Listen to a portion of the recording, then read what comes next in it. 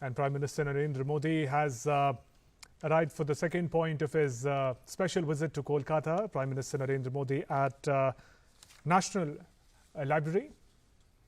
के मौके पर आज जब पूरा देश पराक्रम दिवस के तौर पर इस दिन को मना रहा है, इस मौके पर प्रधानमंत्री का यहाँ पर आना एक बहुत बड़ा संकेत है देशवासियों के लिए, क्योंकि आज का दिन पूरा देश पराक्रम दिवस के तौर पर मना रहा है। नेताजी को, सुभाष चंद्र बोस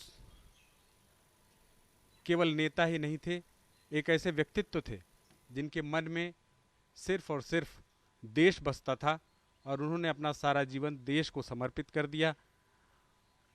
प्रधानमंत्री नेताजी के चरणों में पुष्प अर्पित कर रहे हैं और ये बहुत बड़ा मौका है, क्योंकि जब किसी देश का शीर्ष नेतृत्व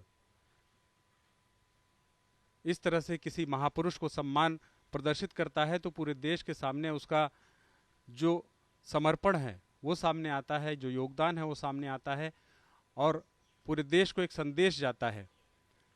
वो यहाँ पर आकर देख रहे हैं, लेकिन इसके साथ ही साथ विशाल, इस दिन के जिस दिन ये कार्यक्रम हो रहा है ये काफ़ी अहम है। 125वीं वर्षगांठ मनाई जा रही है नेताजी की और पराक्रम दिवस के तौर पर मनाया जा रहा है। पराक्रम शक्ति और साहस दोनों का सम्मिलन होता है, केवल ताकत से पराक्रम नहीं आता, उसमें साहस भी शामिल होना चाहिए। Free India. Now there you see that moment, Prime Minister, Governor, the Union Minister, it's a historical moment on the stairs of the National Library, and now Prime Minister wishing everybody with folded hands, is thanking everybody for making this day a historic day, because this day would be marked in the history as Parakram Divas. 23rd January, 3 days after, we'll be celebrating the Republic Day, and every year this day would be remembered, and the sacrifice and the life of Netaji, the legacy of Netaji would be revisited now from now on. AV? अब प्रधानमंत्री आगे की ओर बढ़ रहे हैं और नेताजी के आज 125वीं वर्षगांठ के मौके पर, पराक्रम दिवस के मौके पर एक अंतर्राष्ट्रीय सेमिनार का आयोजन किया गया है जिसमें पूरे विश्व के लोग आए हुए हैं और यहाँ पर अपनी अपनी बातें रखेंगे। एक विचारों का आदान प्रदान होगा नेताजी के जीवन पर, नेताजी के योगदान पर और ख़ास तौर पर नेताजी के व्यक्तित्व पर कि किस तरह से एक साधारण परिवार का व्यक्ति अपने संघर्ष को आगे बढ़ाते हुए और अपनी दृढ़ इच्छा शक्ति को आगे बढ़ाते हुए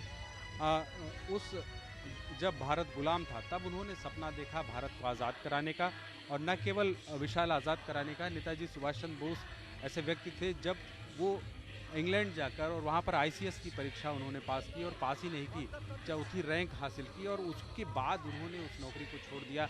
वो सरकारी नौकरी नहीं करना चाहते थे, केवल पिताजी की इच्छा के लिए। इसके साथ ही एक बहुत रोचक बात उनके जीवन की ये भी है कि वो फोर्स में जाना चाहते थे, आर्मी में जाना चाहते थे, लेकिन उनकी आंखें तेज़ नहीं थी, इसलिए मेडिकली फिट ना हो पाने की वजह से वो नहीं कर पाए। लेकिन टेरिटोरियल आर्मी में उन्होंने जाने की कोशिश की, वो टेरिटोरियल आर्मी में भी गए तो उनके मन में वो जो सैन्य भाव होता है वो हमेशा से मौजूद रहा, लेकिन उनका सैन्य भाव एक अनुशासन के साथ, एक नियम के साथ और एक सदाचार के साथ आगे बढ़ने का था।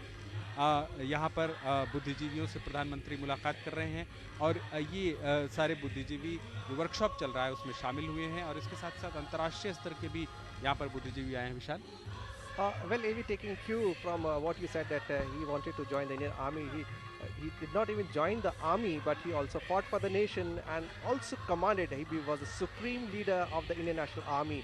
And there you see the Prime Minister entering the Belvedere House. This has been the location and point of many historical meetings.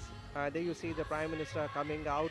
Today is also an international hybrid conference which is being held virtually, and speakers from half a dozen countries are participating, and the subject is revisiting the legacy of Netaji Subhash Chandra Bose.